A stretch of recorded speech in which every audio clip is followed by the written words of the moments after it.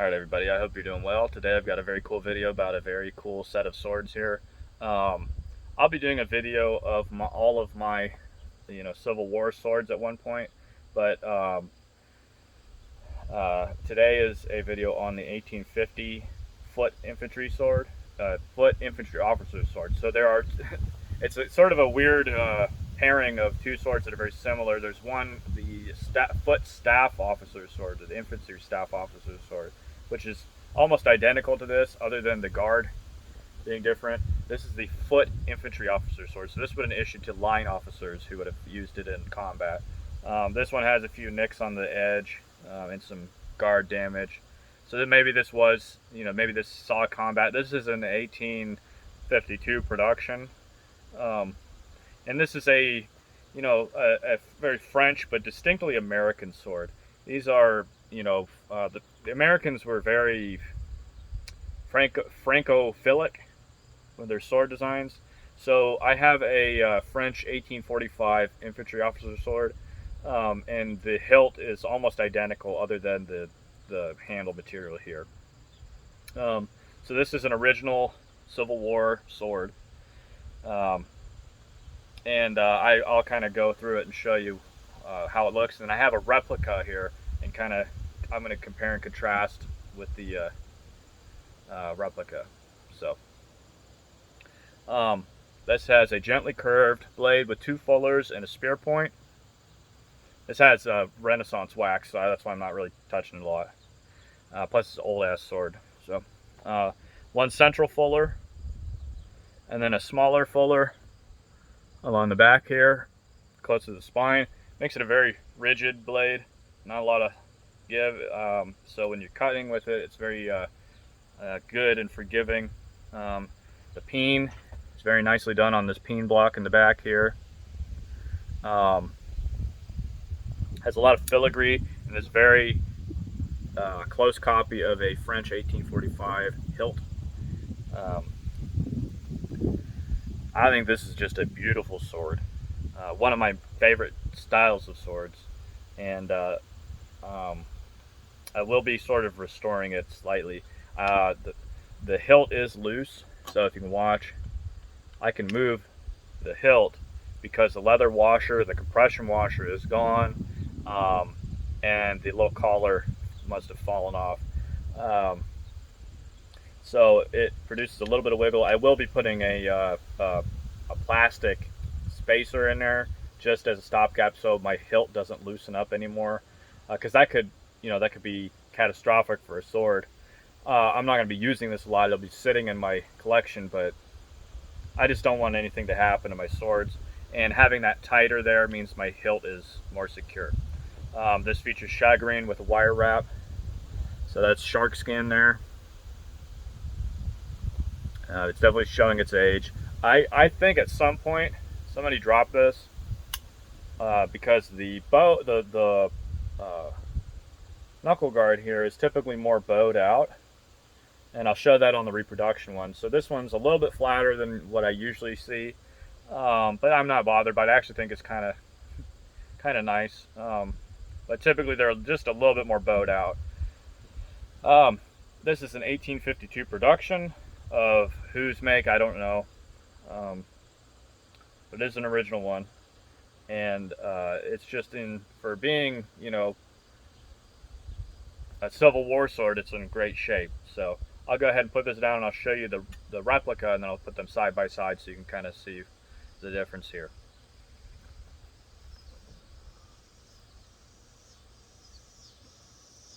And this is a windlass 1850 foot officer sword. This has a nice scabbard. It's a steel scabbard with this bluing or black oxide with a heavy gloss. Brass hangers here and a brass butt cap. These are secured with screws, so that's kind of nice. The originals I know weren't, but I don't have the original scabbard with this sword because it's disintegrated. This has a lot of etching all over this sword.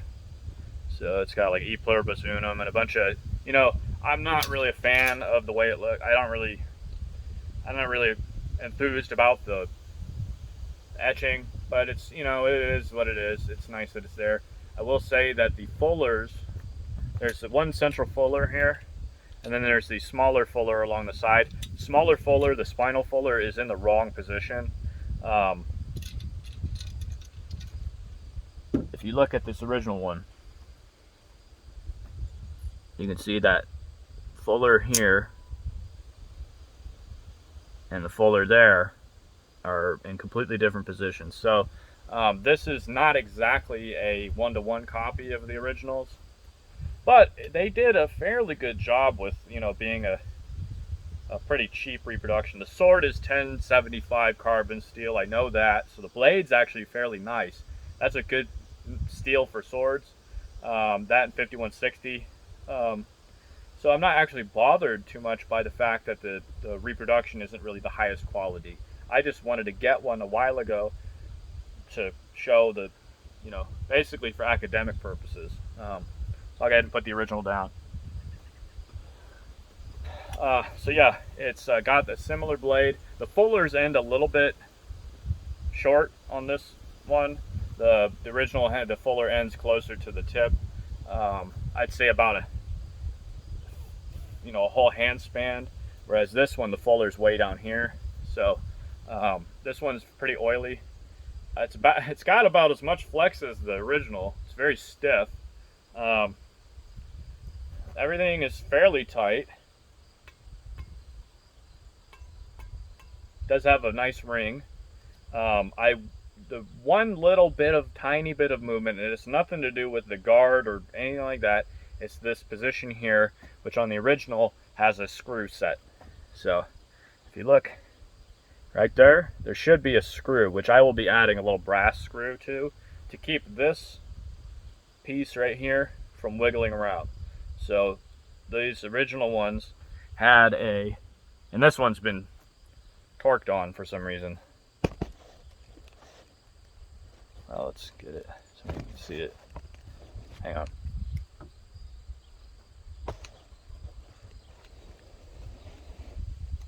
Where's my camera? There you go. So you can see the original one has a screw right there,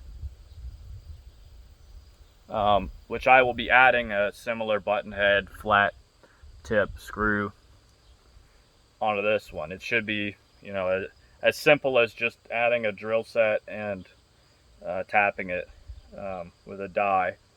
I don't know why they didn't put that on this one, but no big deal. That's the only tiny bit of movement, and it has to do with the fact that this is just an extension here. Yeah, the casting is fairly high quality for what I paid for it. It comes with a wool washer here, which I don't think has compressed. I don't think there's any compression on this washer at all. I think it's just chilling there. But it's nice because it's not leather. Leather with oiling disintegrates. So the fact that this is not a leather washer, I actually think it's an improvement. But this doesn't have chagrin. It has like a pigskin with a very wide copper wire. And the copper wire has been kind of rolled and is very flat. Fairly sticky. It's nice. It's not slippery at all. But definitely compared to the original with the chagrin, the shark skin, sorry. I keep saying chagrin, it's shark skin. This is a lot less grippy, but they're not going to be dull, you're not going to get shark skin grips on a sword like this. Windlass makes fairly good swords for the money. And I have to say, they did a good job. For this being a hand-forged blade, the fullers are actually, for where they're positioned at, they're actually better. There's better symmetry on this sword than the original one. The original one, some of the fullers don't end in the same spot up the blade. This one is pretty close. Again, this little secondary fuller is not in the right spot. It's actually in the larger fuller, which is kind of funny. But it's an Indian sword, so I'm not going to be like, oh, you idiots. I'm surprised they actually added the second fuller, knowing the sort of kind of quality of modern reproduction sabers. That's kind of a nice detail that they thought to add the second fuller. So the peen is actually really nice. It's very distinctively different though. Whereas the other one the original has a sort of a peen block. This one has what looks like a set-in block, and then they run the peen into it. It's probably like set in. They hammer the peen down and they just grind it flat. So it looks very attractive, you know, for what it is. It's nice. But you know, the original one, you can definitely see that they added a peen block and then put it in. So yeah, it's nice and bright. Everything's new looking. It's not sharp at all, and the point is sharp though. I'm glad it came with a scabbard. That's good, and the scabbard doesn't go when you put it in and out. It's actually pretty quiet, so that's nice. And it's just nice to have a modern replica with a good blade and actually a peened construction of the 1850 foot infantry officer's sword. So that's these two swords together. Again, this sword, the 1850, and then the 1840 NCO sword, those are my two favorite American swords. Mostly because of the spear tip, sort of French looking design. I really like French sabers, you know, like 19th century French sabers. So this you know, is nice. It's an American, you know, heritage. I'm an American. I have a sword that was issued out and possibly used in the Civil War, and then I have a replica to kind of show what it may, you know, a close facsimile to what it would have looked like in its, you know, newer days. So that's these swords here. I hope you had a really good time watching this. I'll be making more sword videos because it's just, you know, there's something nice about swords. Very therapeutic for me and very meditative just to see a nice piece of work. So again, I will be adding that screw there and just, you know, tightening this up. There's no wiggle, like the hilt doesn't move around. It's just that part can move because this is just an extension here. So the guard doesn't move though, which is interesting. But yeah, it's a nice reproduction of the original. So I hope you guys have a very good day. I'm gonna go put these back on my sword wall, and I will talk to you later. Expect a video on the 1853 heavy cavalry trooper saber, and I have a Sudanese sword. I'm gonna be doing a side-by-side with my with one of my Wilkinson swords. So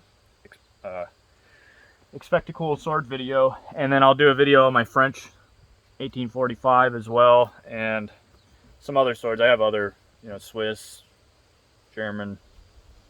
So I'll talk to you guys later. Have a good one.